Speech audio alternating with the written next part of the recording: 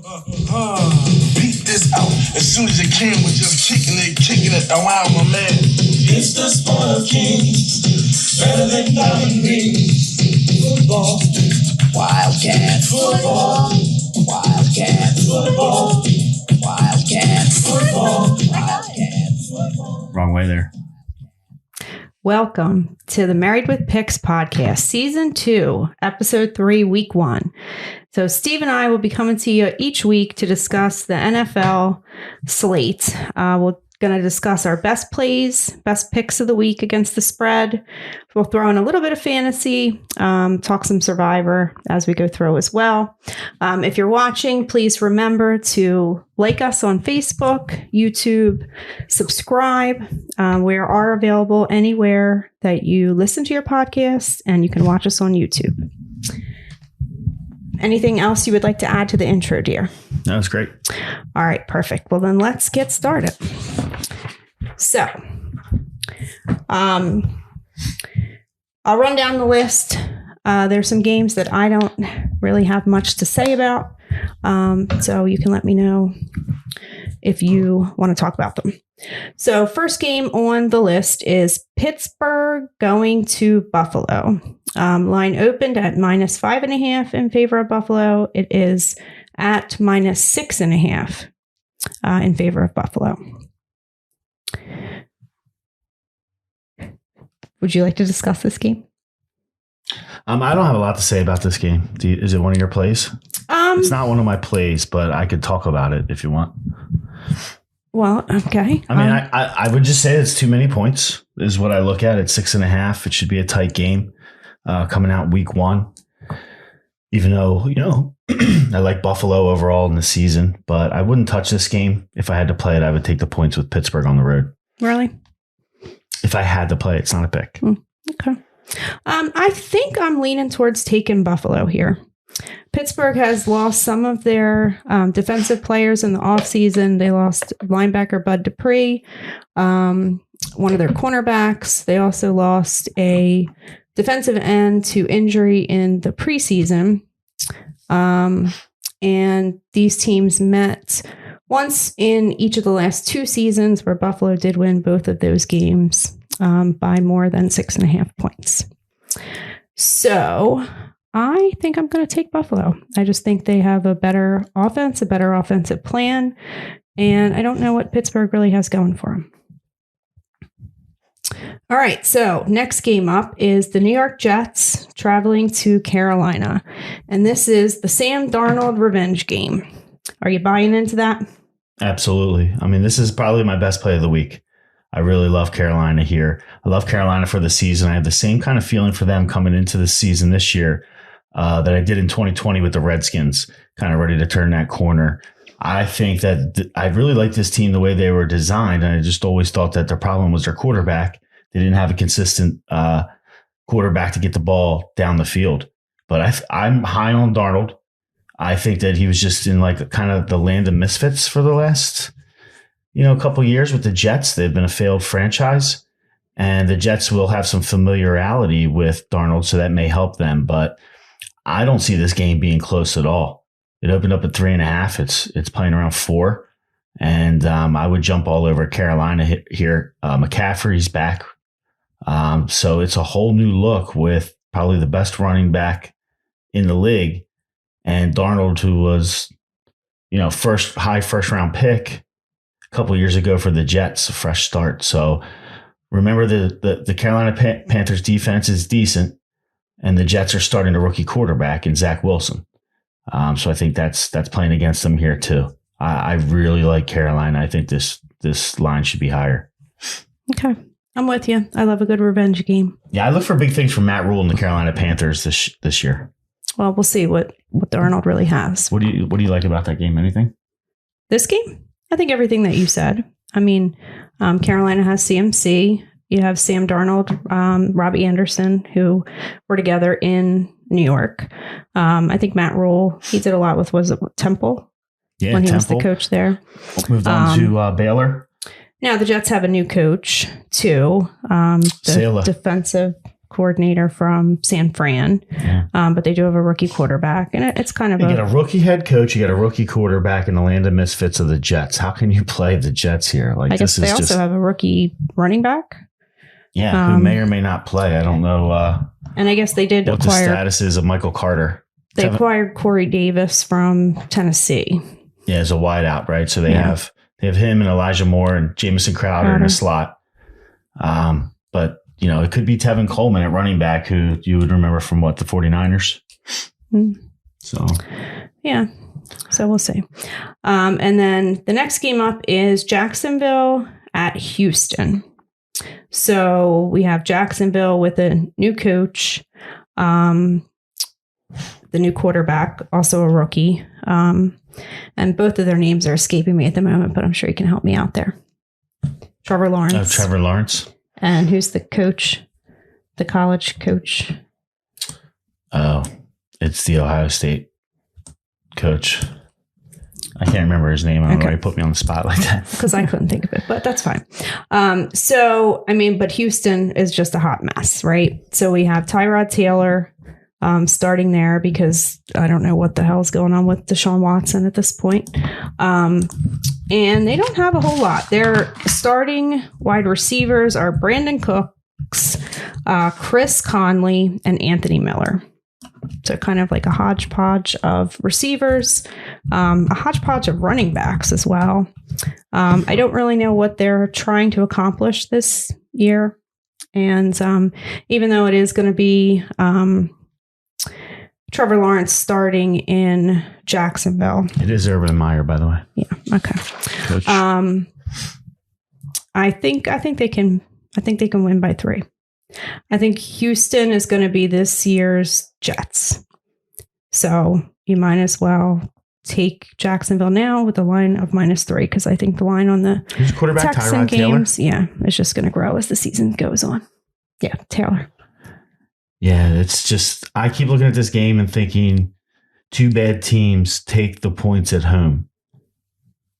But I'm not going to play it. But if I had a gun to my head, I would take Houston. Only because I think Tyrod Taylor's serviceable enough. And again, you're going with the rookie quarterback in Trevor Lawrence there, who's unproven. So if I had to take it, I'd take Houston. I know that they've been focused without Watson. And, I think that they have a shot at winning that game, especially at home. Okay. But I don't like it. I mean, it's 2 bad teams. Who the hell knows week 1? Well, I mean, I don't like it either, but I just think Houston is a complete dumpster fire at this point. And I mean, Jacksonville has some talent on the roster. They have DJ Shark. They have James Robinson, who came out last year, and you could run all over Houston before. I'm sure they can run all over them. I like Shark. I hope Lawrence can deliver the ball because he does have some weapons there. All right. Next game up, Arizona at Tennessee. Tennessee is a 3-point favorite. Now, as you may know, I am a big fan of the Tennessee Titans. So I always wonder if I'm a little skewed in my picks when it comes to Tennessee. I think they're kind of equally matched teams. I think it could be a bit of a shootout. Tennessee is getting their tackle Taylor Lewan back, who was out for a majority of last year. So he's huge as far as Derrick Henry and the run game. They acquired Julio Jones from Atlanta. Julio. They also added Bud Dupree from the Steelers as an edge rusher. Both teams have not much going on at cornerback. So I think Tennessee has more talent on the offensive side of the ball. Last year, their defense really struggled. So that's the part of it that worries me, is Tennessee's defense. So it could be a bit of a shootout. I think Tennessee had a tendency to win the games that they won last year very close. So the over-under is 53.5. Is that a play? Would you look at the over there? I mean, I'm not very good at over-unders. If I had to pick, yes, I would take the over. Yeah, that sounds like it from what you're saying. I mean, that's the thing, is Tennessee looked like they were on the verge of taking that next step. And then last year they just kind of faltered in the playoffs, right? So what is Tennessee's mindset going to be? They're bringing in Julio Jones, adding him to the mix. Like you said, they're having a big part of their offensive line back, which is going to just help Derrick Henry. So you have better blocker.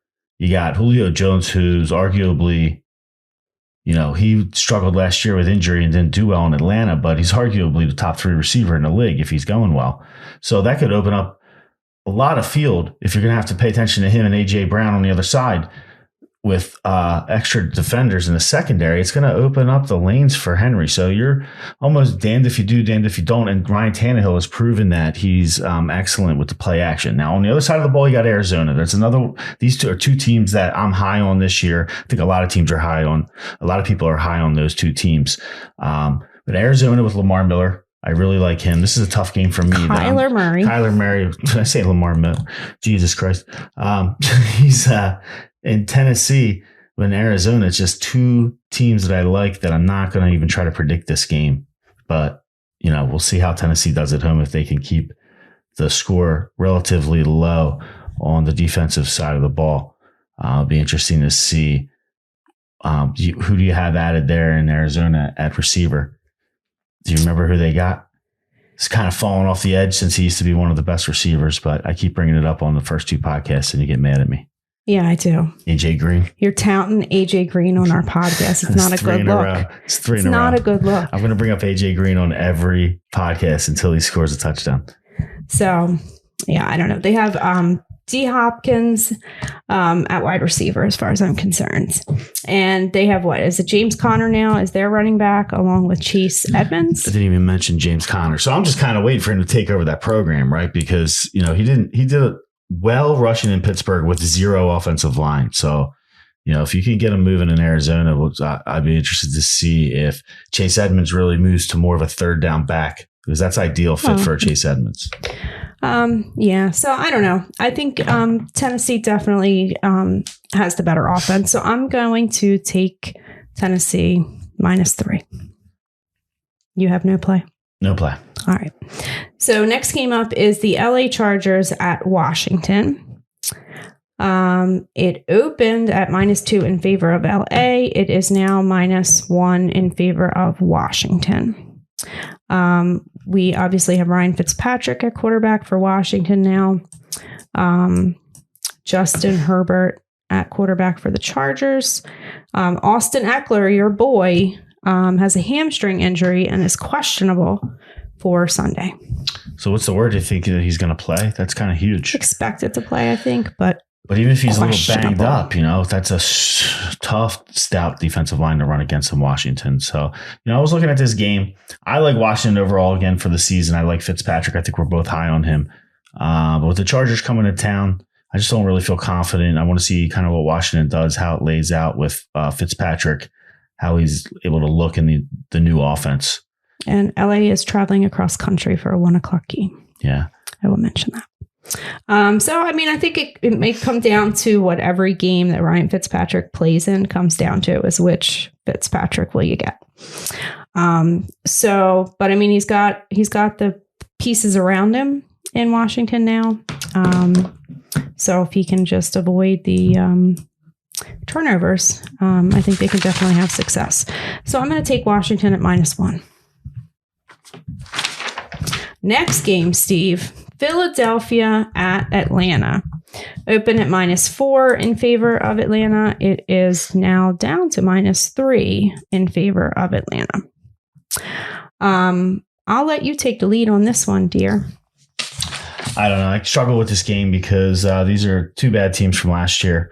Clearly the records were bad, but you got to look at, both of these teams as possible reclamation projects in 2021. You have Matt Ryan. You can never count him out. He still seems like he's hungover from the second half beatdown he got from Brady a couple years ago in the Super Bowl. So is he going to come out of that funk, or is he too old to really be relevant? That's the questions in my mind. They introduced Pitts as a tight end from Florida, number 4 overall pick in the draft to the offense. So they should be pretty dynamic with Russell Cage. You got Calvin Ridley on the other side. But the Eagles, I'm really high on the Eagles and optimistic with the new head coach and a new quarterback. Jalen Hurts is the new quarterback, but to start the season, but he got 4 games in last year.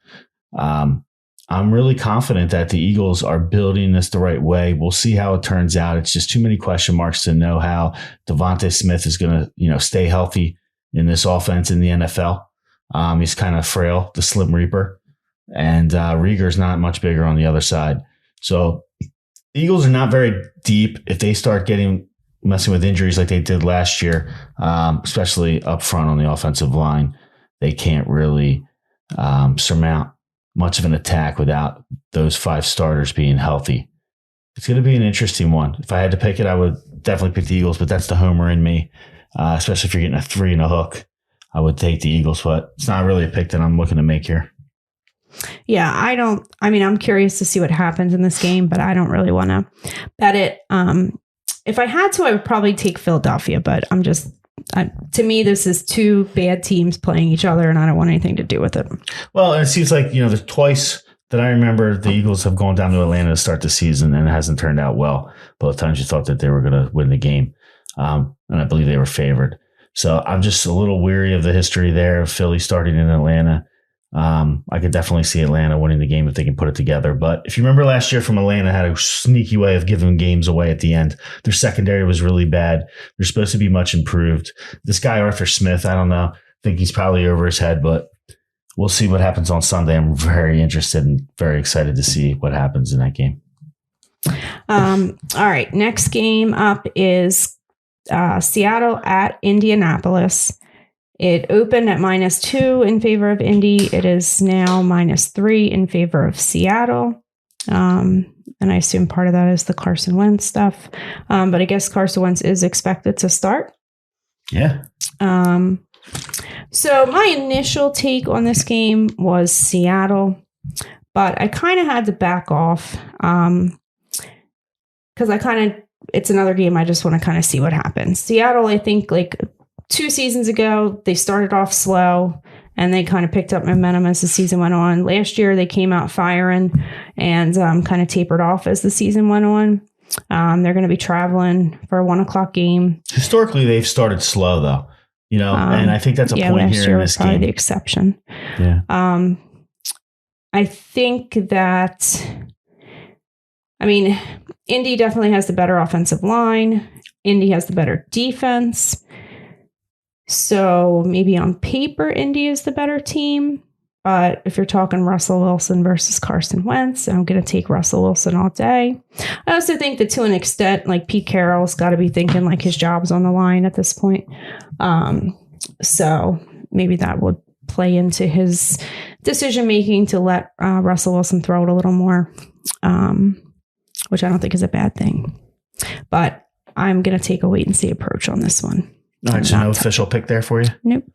I love Indianapolis. This is definitely a pick for me. I think a lot of the interest is in Seattle in this game. The public's betting Seattle. The line's going from 2 up to 3. Actually, Indianapolis favored by 2 to Seattle favored by 3. So they're on the road.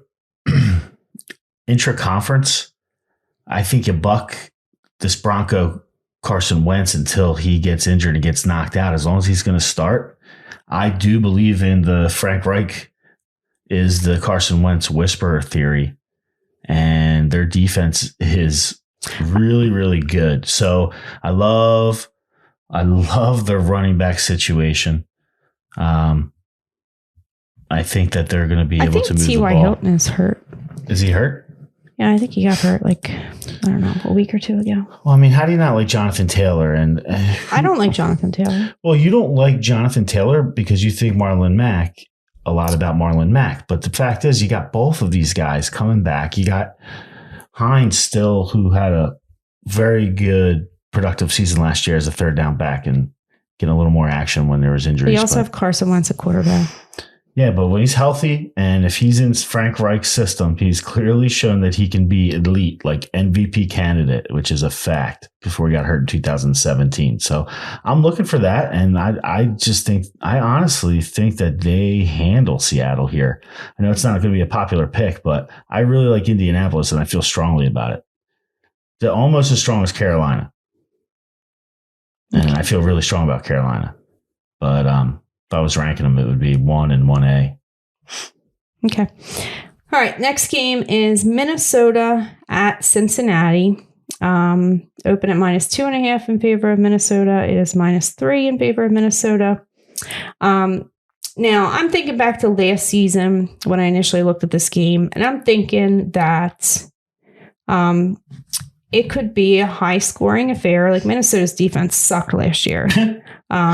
So did Cincinnati. Are you even interested in this game? Like, this game to me is like trash. Well, I don't know, because I think that Joe Burrow did look good in the beginning of the season last year. As long as he wasn't preseason, he looked horrible. Like, the whole team was discombobulated. As long as he wasn't facing a team that got a lot of pressure on him, they had some like shootouts last year. So that was my initial take on the game. Minnesota has made some improvements on their defense. So that kind of worries me a little bit, because if they can get pressure on Joe Burrow, I don't think it's going to be pretty. There was some reports out of training camp that he didn't look good coming back from the injury. So I am going to take the wait and see approach on this one too. But it's another home dog. I wouldn't be surprised if it turned into a little bit of a shootout. And we all know my thoughts on Kirk Cousins. I hope you're right. Like, I want to see Cincinnati, if they're not going to win games, at least put some points on the board and be exciting, right? They have some exciting players. So I hope you're right for that standpoint. I still struggle with the fact that they didn't dress the offensive line in their first picks in the draft, which I thought they should have done. You got to protect this kid Burrows.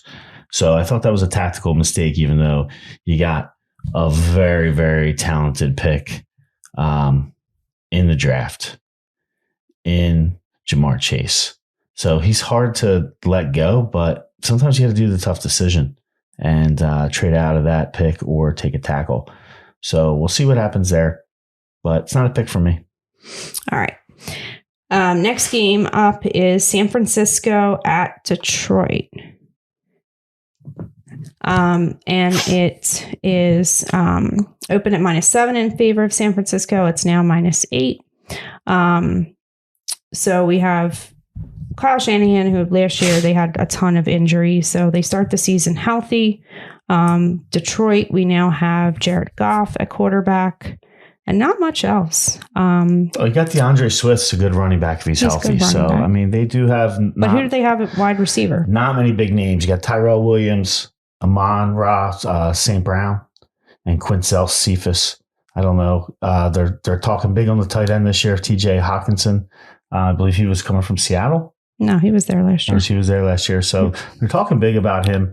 Because he's the only guy to talk about. Yeah, it doesn't look like they have much there. So we're going to have to see, really, what Jared Goff is made of taking snaps on this team. And we also have, Goff coming from LA, so they were in the same division with San Francisco. So he does know. There's Shanahan is very familiar with Goff, was my point. Too. Okay. And Shanahan did win the last 4 matchups against the Rams. So I definitely think San Fran wins. I don't really see Detroit putting up many points. So I don't know if I'm afraid to take it at -8, I think. This to me looks like a trap game. You really think? Yeah, I do, because I think it looks too easy to take San Francisco here. And there's a lot of times where in the past, Garoppolo's burned you on the road against a team that's not that good, getting close to double digits, and he keeps it within a touchdown, either struggles.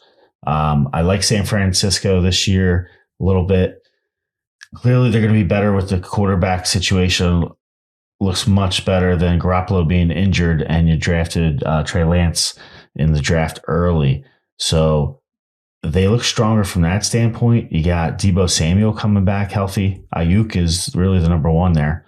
And it looks like a rotation of running backs led by Mozart. So that's no surprise. I think this is the trap game. Maybe more to talk about later. I don't know what we're going to do about predictions, but I think you take Detroit here. Bold predictions. Wow. That's bold, Steve. It's bold. Yeah, I like Detroit. I don't like Detroit. I just think the betting sense tells me take the points, close your eyes, cash in. I'm not saying there's not going to be one of those games this week, but I'm just not sure that that's it. I think this is the one. Let's not overrate San Francisco's offense. All right. They did, after all, go and spend, a 4th round draft pick on a quarterback? 3rd round? All right. So they're not really sold on Garoppolo either. Cleveland. Yeah, they're definitely not sold on Garoppolo. All right. Next game on the list is Cleveland traveling to Kansas City. Tough game. It opened at -6. It's at -5.5. The over-under is climbing on this one. People like to bet Cleveland. People like to bet Kansas City. This is a tough one. Well, are you saying that you're on Kansas City? I'm not on either team. This one's too tough. I want to kind of see what happens. This could be the AFC Championship. You never know. Well, these teams played in the second round of the playoffs last year, and it was a close game. I think it was a 3-point game. Cleveland probably should have won the game. Perhaps. So I think if Cleveland takes the right approach when they go in there, I mean, obviously Cleveland's kind of run first offense, and that's probably the best approach to take against Kansas City because number one, you can run on them, and number two, you slow the game down and keep Patrick Mahomes off the field. So I'm inclined to take the points there and take Cleveland. Keep it close. I mean, Kansas City, sure, they have the high-powered offense, but there was a lot of games last season where they never pulled away the way that you thought they were going to. They really should pound Nick Chubb in this game, right? Yeah. I don't think Kansas City's gotten too much better on the defensive line to be able to play against the run. We'll see how they adjust this season, but teams ran on them successfully last year. I think you got to see what Cleveland can do with the two-headed monster. Don't forget, you have Nick Chubb, but you also have Kareem Hunt there, who will get on the field to get at the same time with Chubb. They put him in a slot, put him in the backfield. So I like Cleveland this season. We'll see what Baker Mayfield can do. But this is I like the other games that I'm liking a lot. So I'm not going to mess around and give you guys 9 games because I'm leaning one way or the other. The ones that I am giving you, I feel confident in this week. And we'll see. It's week 1. You never know. But this is not a game for me. Okay. All right. Next game up is Miami at New England. It is at -3 in favor of New England. And obviously New England cut Cam Newton, so they're going to roll out Mac Jones week 1. Mac Jones, the rookie from Alabama. Yeah, and I guess quarterback I didn't really think about it, but you didn't have to cut Cam Newton. You could have kept Cam Newton just in case. So sometimes you do that out of respect because he doesn't want to be the backup quarterback. Well, do you think Bill Belichick really cares about respect for Cam Newton? It's also a money thing. Cam Newton, there's no future there. So if I'm Cam Newton, I would want to be cut just so that I could have a chance if somebody else is going to pick me up. But I don't think anybody's picked him up yet, right? No. But I guess my point is from Belichick's perspective. He must feel confident enough in Mac Jones that he cut Cam Newton. What does that really mean, though? How confident are you in somebody that you spent, an early pick on? Last season after Brady Cam Newton's left, not that good. I'm just saying. Who was the other guy that they had that they were talking about, and Belichick never really put him on the field? That Stidham kid. Yeah. He played when Cam Newton got hurt. Yeah, but I don't know. I just feel like Belichick has enough confidence. And to throw a rookie quarterback out there week 1, if he's not ready, that's could be detrimental in the long term. So I just kind of feel like he's got the confidence in him. Now, these teams, the Tom Brady-less Patriots, played twice last year and they split. And it was kind of the opposite of what I would have expected because it might have been week 1 where they had Fitzpatrick and they lost. And then later in the season where it was Tua that started for Miami, the Dolphins won. So kind of opposite of the way I would have expected it. So I'm not going to touch the game, but we'll see what happens. Your thoughts? I love Miami here. I don't understand why they're 3-point dogs, even though they're up in New England. I think Miami's defense, first of all, the key here for me is Mac Jones is a rookie quarterback starting against that Miami defense, who maybe I'm overrating, but I think is maybe, top 5 in the league. They have a lot of talent on that, the high draft picks on that defense side of the ball. Can I interject for a moment? Please. Because going back 2 years, you remember the Patriots had a pretty good defense. Right. Now, last year they had 8 players that opted out because of COVID. So they are going to have all those guys back. So, you can build up the Miami defense, but the Patriots have a pretty good defense in their own right. That's true. And Tua is unproven, right? He got some action last year. Essentially a rookie. I really, and the other thing is Will Fuller suspended week 1, who is the key free agent pickup that they had, is going to slide into their number 1 receiver spot as soon as he gets back next week. So they are without him. But I just believe in this Miami team. I think they go up there to get, if the season started off right, you've always had to beat New England. Last year is an exception with Buffalo winning. I think you get an extra little juice. That stigma's not gone, even though New England lost the division last year. It was 20 years in a row or something that they've won the division.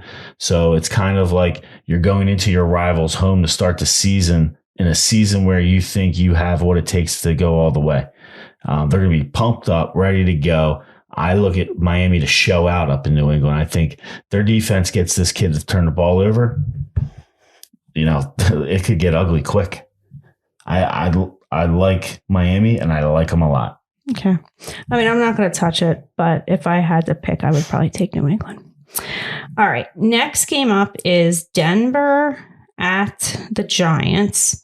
It opened at -1 in favor of the Giants. And it's now -3 in favor of Denver. Denver is going to be starting Teddy Bridgewater at quarterback over Drew Lock. Do you have any thoughts on this game first? Because this is actually like my favorite game of the week. Really? Yes. I want to hear what you have to say now. Well, I mean, I feel like this year the Denver team might be more of like the Denver teams of years past, where they're kind of focused on the defense. They chose Bridgewater over Locke. Bridgewater, I think, is a good like game manager. And I think that's kind of the approach that they're taking. And then you have New York. I mean, what's there good to say about New York? They have a horrible offensive line. They have Daniel Jones at quarterback, who is just, I don't think he's that good. And he's behind a bad offensive line. Evan Ingram is out this week already. Not that he's that important. They do have Saquon Barkley coming back, but I just think the Denver defense is going to swallow them. Are you sold on Teddy Bridgewater marching into New York week 1 and taking the Giants down? I am. I absolutely am. All right. I think this should be our bet because I like the Giants. Okay. I just think I will absolutely bet you on this. I think this is a live home dog. I don't like the Giants per se, but Jason sure as hell Garrett. don't like the Denver Broncos on the road out of conference week 1 in the Meadowlands. How can you like Denver there? I hate it's a play against the Giants. I understand. I just think the Giants are playing at home. They're getting 3 points. Another game that you close your eyes, it's going to be a stink fest. But I take the Giants here, getting the points. I'm willing to say this is our bet of the week. It's going to be a stink fest for sure. It's going to be a beatdown. $20 bet of the week. I want 3 points. All right? Okay. 3 points. You got Denver. I got Denver. Okay. I like the Giants. They're one of my plays. Okay. Home dog. Live dog. Okay.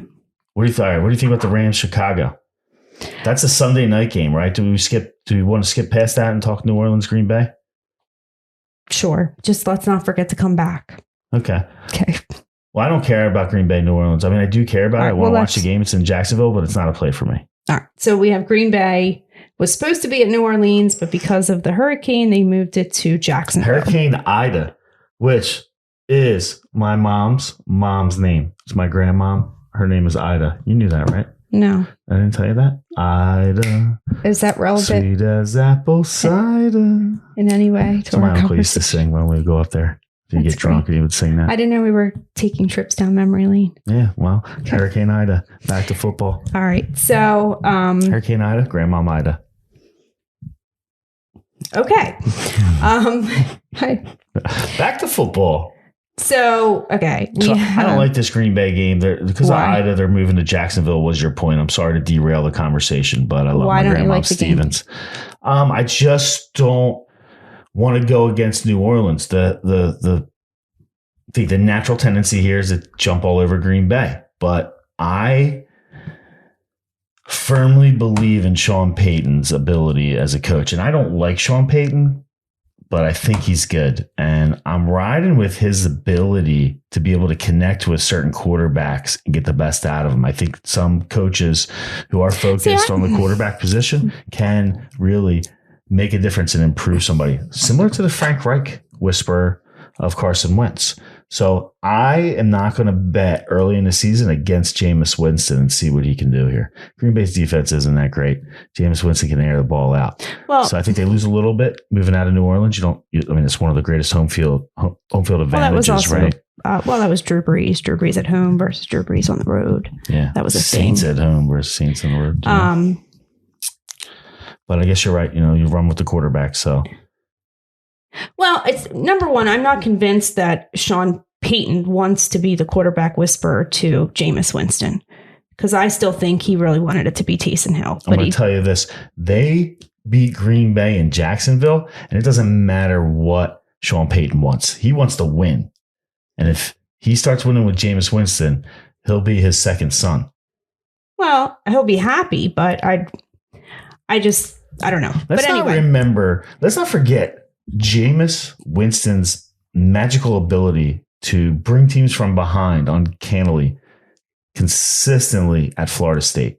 I know it's college. I know he turns the ball over. He also threw 30 touchdowns and 30 interceptions in one season in the NFL. On the biggest stage in college football for one of the best Division I teams at Florida State, consistently ran through the ACC and won football games and did them in dramatic style, bringing his team from behind in multiple times. So until they stick a fork in this guy, I'm going to secretly cheer for him. And I like the situation. I didn't like Jameis Winston at Tampa. I thought he was a cocky young guy who didn't produce on the field, but he showed flashes that he could get it done. And I'm hoping that he's humbled a little bit. And like I said, Sean Payton can get through to him and they can start producing. You get Michael Thomas back in October. If Jameis Winston's still standing upright and doing any kind of production on the field, watch out. Because you had Michael Thomas and it's going to be electric. Well, I'm going to take the same approach I took last year. I think you have all the off-season kind of attention with Aaron Rodgers. I think Aaron Rodgers is still pissed off and he's going to go out there and he wants to That's what I want to see. I really want to see what he does. So, well, what did he do last year? He came out firing. MVP. So I think he's going to do the same thing this year. MVP. And whether it's a fuck you to the upper management at Green Bay or not. But that's why I'm picking Green Bay. All right, you like Green Bay. Let's go to Rams Chicago. That's the Sunday night game at 8:20. Wrapping up the Sunday night Sunday football activity. You got the Rams opened up at a 6.5 point favorite, has now moved up as high as 8 in one place, but mostly I'm seeing 7.5. That game will probably go up. I think a lot of money will be on the Rams. Rams a popular pick this year. They're also a popular pick with Married with Picks. We like the Rams overall and Stafford's ability to maybe show out in LA. Is this a pick for you? Well, initially, yes. I like the Rams this year. I don't think that this is like the best matchup. Game one, Matt Stafford rolling out there in his Rams uniform. But Chicago has Andy Dalton at quarterback. And while not a lot of confidence in Andy Dalton. Well, everybody's Andy Dalton is a capable quarterback. He's a bum. But he wasn't that capable as the backup that turned starter last year. I've never powerhouse seen TCU. anything out of Andy Dalton to make me want to put my money on Andy Dalton. Yeah, he's brutal. And the Rams have a good defensive line. He's going to be staring at Aaron Donald. So that doesn't make me, All right, given how good the Rams defense is and how bad. But by the same token, Chicago Bears have a pretty good defense. They're familiar with Stafford because they were in the same division when he was in Detroit. So what's the chances of Dalton getting hurt and we see Josh Fields? Maybe. But so I don't know. If I had to pick a trap game of the week, this would probably be my trap game of the week. This is the Sunday night game too. I think people are going to get through Sunday's action and look to bet on the Rams. And it does look like a trap game. It scares me. I want to play the Rams. I'm telling you right now. I love the Rams this year. I don't know that I can play the Rams in this game. A lot of hype with opening week. So, I like Chicago's coach. He's a University. You like Chicago's coach? He's a University of Delaware product. Of course, I'm going to say that. Well, you're going to say it, but do you mean it? I think he's a shot. I'd like to see him get the chance with a capable quarterback, which I don't think he's had. I don't think he's been afforded. Does he have that now with Andy Dalton? No, he still doesn't. Well, he has the opportunity. The pick is Fields. He has the opportunity to start Fields. Well, Fields isn't ready yet. He's not ready to commit to Fields yet. The coach is not ready to say that. I'm a firm believer. I'll never knock somebody for having a strategy of drafting a quarterback, top 5 pick, high first round. Fields was like 10th pick overall or something, 12th pick.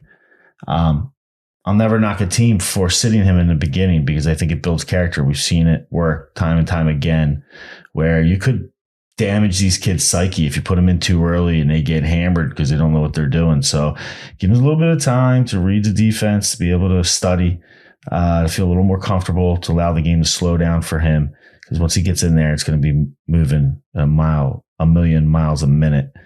Well, do you think, to any extent, do you think that maybe Matt Nagy would want to start him, but then look at the schedule and say, oh, the LA Rams, I'm not going to do it. I wouldn't want to start him against the Rams. Yeah, Aaron Donald chasing you down. I wouldn't want to do that. So, there's nothing really here that tells you to really take Chicago, but they're getting more than a touchdown. It's going to be a Sunday night game. I lean towards Chicago. Yeah, do I think that Chicago wins the game? Maybe not, but maybe the Rams don't cover. So yeah, exactly. So I'm personally going to be cheering for the Rams. I've got a lot of fantasy implications with Stafford, Robert Woods, Sony Michel. Stafford and Sons.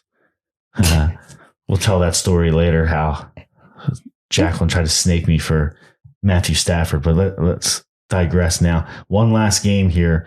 Monday Night Football. This year, we're going back to one game, not 2 games. Before they were running a 7 o'clock game and an 8 o'clock on the West Coast. This year, one game, 8:15, Baltimore, traveling to Las Vegas. The line opened up at 5.5. Baltimore favored. It's now down to 4. One place I see flashing at 3.5. So who knows? It could be down to 3 by kickoff. What are your thoughts on this game, Jack? I have absolutely no thoughts on this game. I have 0 thoughts on this game, too. All I know is Baltimore screwed at running back. It seems like everybody's getting an ACL tear in Baltimore's camp. Who knows what's going to happen? I'd say I'm cheering for Waller. I got a lot of fantasy implications on Waller, but Baltimore's defense looks like it's going to be good this year. The one I've not heard a single word about the Las Vegas Raiders, at all. So I don't know, but yeah, and it's a Monday night game. Monday night games always kind of go the opposite of what you expect. So what do you want to do? Summarize picks? How do you want to do this? All right. So we thought we would kind of end with some different things this year. So your best bets of the week. My best bet's Carolina, followed by a close Miami and Indy. Okay. My best bet of the week is Denver at -3. And we're betting against each other on that $20 bet done on the podcast. I have the Giants at +3 at home. You have Denver as your best bet. Yes, I do. All right. We're going against your best bet. Okay. You want to go against mine? You want the Jets? No, I don't want the Jets. I have Carolina. See that written down right there? Carolina. I also have Jacksonville. I know, even though it's kind of like a shit show game. And then, let me ask you this. Do you have any? What? Nothing. Oh, I thought you went like this. I did. Move it along. Do you have any? Call you out. Move it along. Let's go. Your underdog plays. My underdog plays? Yes. I would say my underdog play would be take Detroit and the points against San Francisco. Okay. But I also like Miami's an underdog on the road. It's one of my better plays. Okay. And Indy. Indy's a home dog against Seattle. Yeah, so I would say Miami, a lot of dogs. Miami and Indy, home dogs. Just like the shirt. We let the dogs out. All right, my underdog would be the Cleveland Browns. And you kind of ruined it for me when you brought up the trap game thing, because that was going to be one of my things. But since you brought it up trap early. Game is never one of your things. I taught you trap game. I was going to ask what it means. Oh, you mean just for a topic here? Because it's week 1 and it's not always going to play out the way you expect it to in the NFL. So there's definitely going to be one of these teams. Did you say Tampa Bay was a trap game to start the season, right? Trap game. Vegas was begging people to take Dallas, pumping that line up to like 9.5. Trap game to take Tampa. Dallas covered. Did you lost by 2. take Tampa, by I the said way? Tampa, yeah. I did. I got trapped. I got trapped. Don't get trapped on San Francisco. All right, don't take your headset off yet. We're not done. Okay, sorry. So now we have our bold prediction of the week, and I'll let you go first. I thought we already did that. No, we did it at the end. Our best bet? Maybe your bold prediction. All right, well, that's kind of like what I just said. My bold prediction. No, your is bold Detroit. prediction and your best bet are two totally opposite things. Like Yeah. your bold prediction is like something that shouldn't happen, that's going to happen. Detroit's going to cover. All right, so I guess that's fine. That's good. Okay. All right, my bold prediction is that the Denver Broncos defense will score a touchdown All right, I like that one. on a sack fumble by Daniel Jones. I like it. All right. So remember to like us on Facebook, subscribe on YouTube, and you can find us anywhere you listen to your podcasts. I'll give you another one. Sam Darnold throws for 4 touchdowns. Okay. What do you think about that one? Yeah, that's a bold prediction. All right. I like it.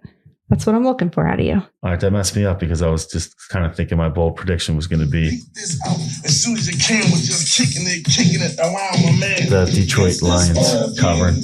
Okay. All right, we'll work on the definition of your bold prediction. You got to work on that Between now outro and music week too. All right. Peace out.